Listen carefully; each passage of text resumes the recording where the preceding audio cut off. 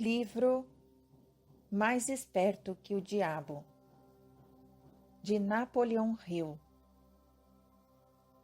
Capítulo 7. Título: Sementes do Medo.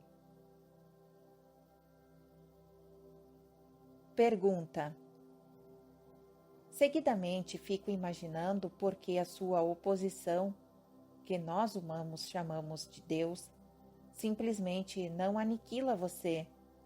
Você sabe me dizer por quê? Resposta: porque a força é tanto dele quanto minha. Essa força está tão disponível para ele quanto está para mim. E é exatamente isso que venho tentando fazer você entender. A força mais poderosa do universo pode tanto ser usada com objetivos construtivos e positivos, através do que os humanos chamam de Deus, quanto com os objetivos estritamente negativos, através do que vocês chamam de diabo. E ainda tem algo mais importante que você deve saber. Essa força pode ser usada por qualquer ser humano de forma tão efetiva quanto eu ou Deus podemos. Pergunta: você faz uma afirmação que não me parece muito palpável. Você tem como provar o que está afirmando? Resposta: sim, mas seria muito melhor se você provasse por si mesmo. A palavra do diabo não me parece que tenha muita validade entre vocês, humanos pecadores, nem a palavra de Deus. Na verdade, vocês temem o diabo e não confiam no seu Deus.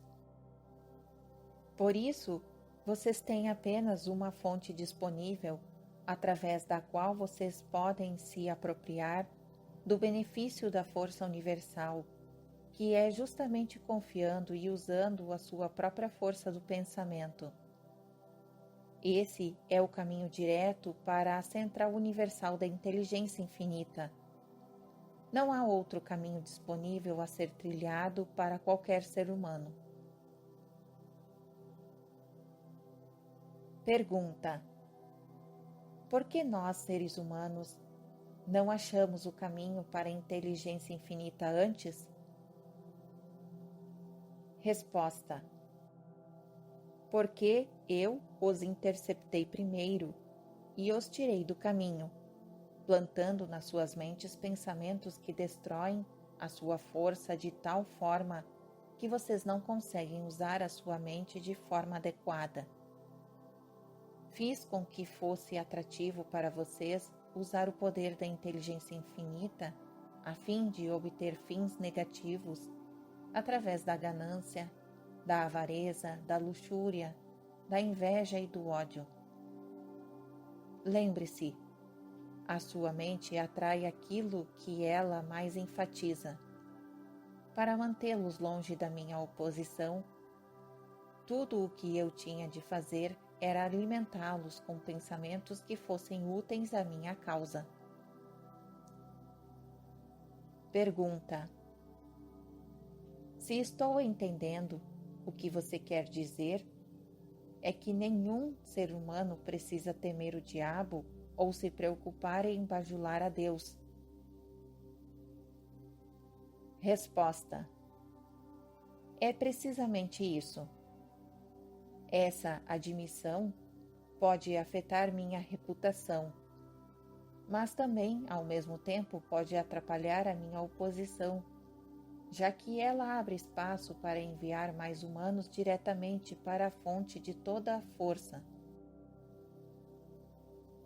Pergunta: em outras palavras, se você não pode controlar as pessoas através de subornos negativos ou pelo medo, então você quer realmente chutar o balde e mostrar às pessoas como ir diretamente a Deus? Por algum acaso você também é político? A sua técnica me parece estranhamente familiar. Resposta: eu na política? Se eu, por acaso, não estou na política, quem você acredita que começa as crises econômicas e força as pessoas a entrarem em guerra? Você, com certeza, não acha que isso é papel da minha oposição? Conforme já lhe disse, possuo aliados em todos os setores da vida que ajudam a me conectar com todos os tipos de relações humanas existentes. Pergunta: por que você não toma conta de todas as igrejas e as usa diretamente para a sua causa? Resposta: você acha que eu sou um idiota? Quem manteria vivo o medo do diabo se eu subjugasse as igrejas?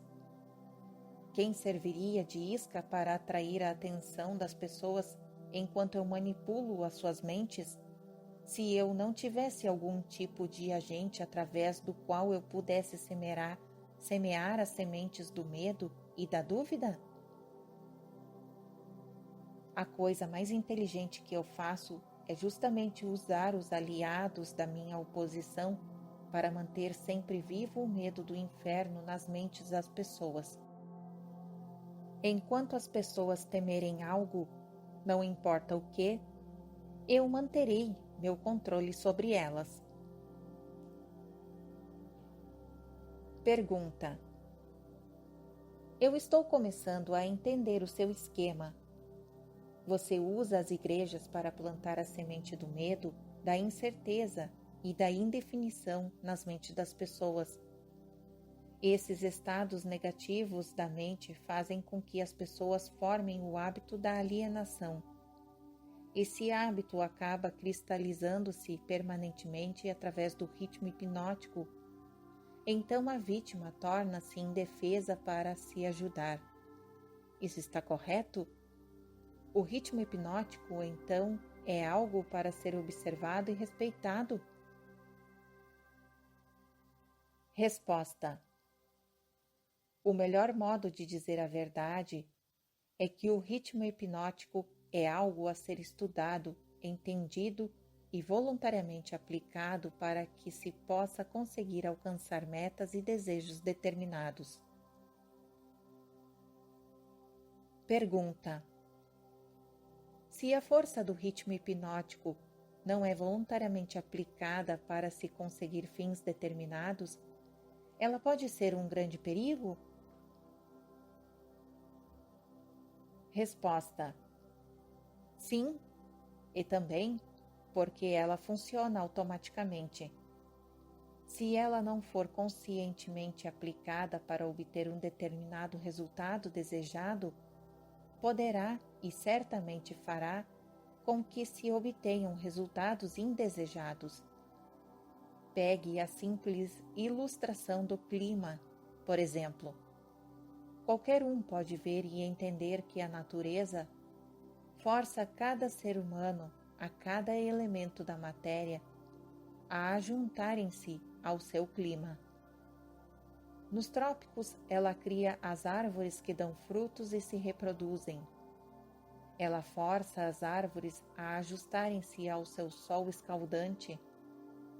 Ela as força também a formarem folhas especialmente feitas para a proteção contra os raios do sol. Essas mesmas árvores não poderiam sobreviver se fossem removidas para as regiões árticas, onde a natureza estabeleceu um clima totalmente diferente.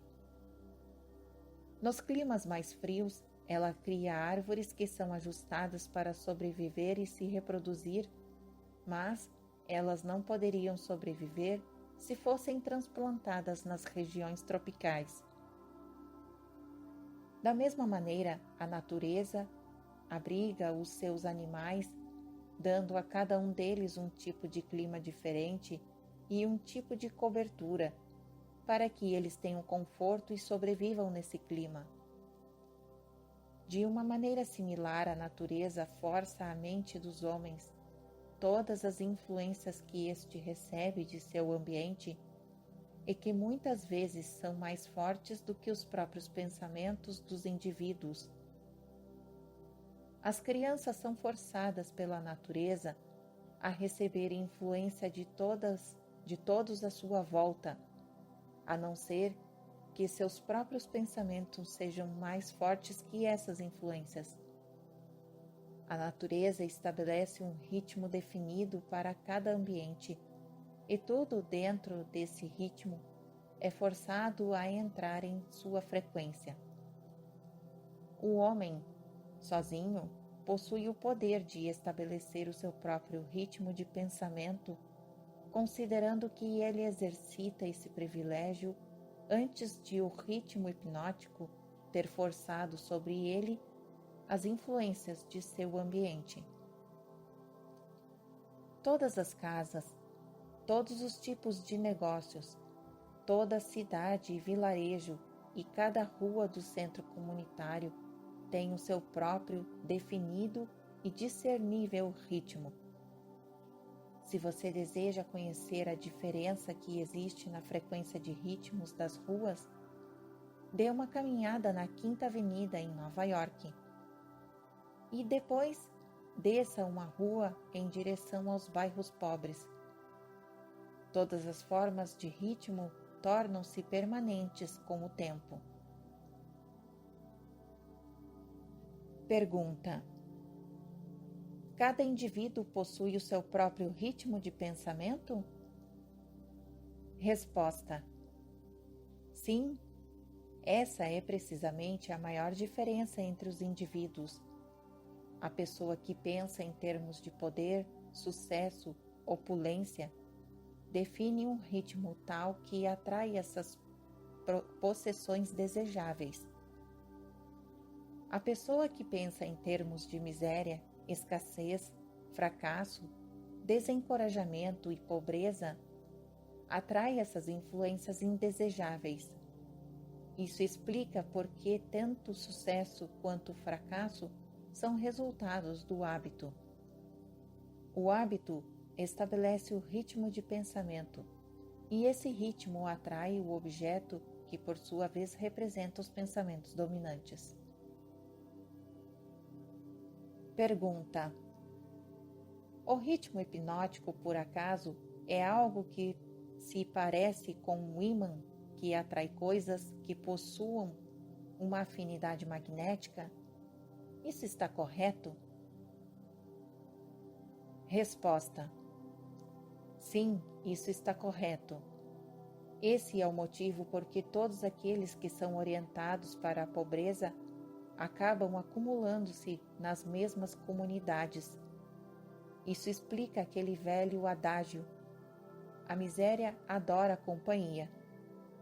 Isso também explica por que as pessoas que começam a se tornar bem-sucedidas em qualquer tarefa acham que o sucesso multiplica com muito menos esforço conforme a passagem do tempo. Porque todas as pessoas bem-sucedidas usam o ritmo hipnótico, tanto consciente quanto inconsciente, esperando e exigindo o sucesso. A exigência torna-se um hábito. O ritmo hipnótico toma conta do hábito e a lei da atração harmoniosa a traduz no seu equivalente físico. Pergunta: em outras palavras, se eu sei o que eu quero da vida, peço deliberadamente e apoio o meu pedido com total consciência e desejo pagar o preço que a vida cobrar para conseguir o que eu quero, e ainda recuso aceitar quaisquer substitutos, a lei do ritmo hipnótico tomará conta dos meus desejos e ajudará pelos meios lógicos e naturais a transformar esses desejos em realidades físicas. Isso é verdade? Resposta: isso descreve a forma como a lei trabalha. Pergunta: A ciência estabeleceu provas irrefutáveis de que as pessoas são o que são devido a dois fatores principais: a hereditariedade e a influência do ambiente. Elas trazem consigo, ao nascer, uma combinação de todas as qualidades físicas de seus numerosos ancestrais. Após chegarem aqui, elas atingem a idade da autoconsciência e daquele momento em diante elas formam as suas próprias personalidades e mais ou menos definem os seus destinos no planeta, como um resultado das influências dos ambientes às quais elas estão sujeitas, especialmente as influências que as controlam durante a sua infância. Esses dois fatos foram tão bem estabelecidos que não há menor espaço, mesmo para qualquer pessoa inteligente, questioná-los. Como pode o ritmo hipnótico mudar a natureza de um corpo físico, que por sua vez é uma combinação de milhares de ancestrais que viveram e morreram antes de terem nascido? Como pode o ritmo hipnótico mudar a influência do ambiente em que se vive? As pessoas que nascem em meio à pobreza e à ignorância possuem uma forte tendência a permanecerem guiadas pela pobreza e pela ignorância durante toda a sua vida. O que, se é que é possível, pode o ritmo hipnótico fazer sobre isso? Resposta: o ritmo hipnótico não pode mudar a natureza do corpo físico que se herda ao nascer, mas ele pode e modificará, mudará, controlará e fará permanentes as influências ambientais que estiverem à nossa volta.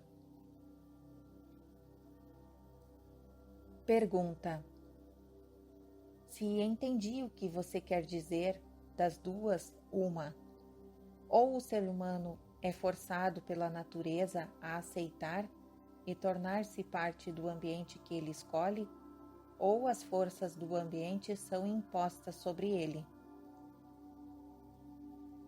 Resposta: isso está correto, mas há modos e meios pelos quais um indivíduo pode resistir às influências de um ambiente que ele não deseja aceitar. E há também um método pelo qual se pode reverter a influência do ritmo hipnótico, partindo do negativo para se alcançar resultados positivos. Pergunta: você quer dizer que existe um método definido pelo qual o ritmo hipnótico pode ser utilizado para servir em vez de destruir? Resposta: é exatamente isso que eu quero dizer. Pergunta: diga-me, como esse fantástico fim pode ser obtido? Resposta: para que a minha descrição seja de algum valor prático, ela necessariamente terá de ser longa, porque terá que cobrir os 7 princípios da psicologia, os quais devem ser entendidos e aplicados por todos aqueles que desejem usar o ritmo hipnótico para ajudá-los a forçar a vida a lhes trazer aquilo que eles realmente querem. Pergunta: então, divida sua descrição em 7 partes, cada uma delas contendo uma análise detalhada dos 7 princípios, com instruções simples para a sua aplicação na prática.